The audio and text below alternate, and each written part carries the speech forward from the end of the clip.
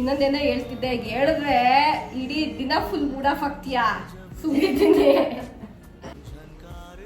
ಏನೋ ಹೇಳ್ತಿದ್ದೆ, ಕೇಳಿದ್ರೆ ನಿನಗೋಸ್ಕರ ಸುಮ್ಮನಾಗಿದ್ದೀನಿ. ಮೇಲಕ್ ಮಾಡ್ಕೊಳ್ಳಿ. ಗೊತ್ತು ಕಣಮ್ಮ. Not like that. ಸುಮ್ಮನಿರೆ, ಮಾಡಲ್ಲ ಅಂತ ಮಾಡು ಅಂತ 5 ರೂಪಾಯಿ ಕೇಳ್ತಾಳೆ.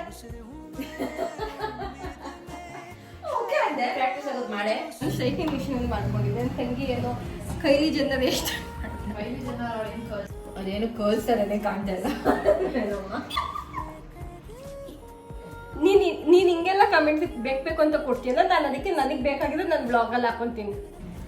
ಪುಕ್ಕ ಬತ್ತೈತ್ ಕಣಿ. ಸುಮ್ಮನೆ ಇರ್ತ್ಯಾ ಅರ್ಷಿತಾ?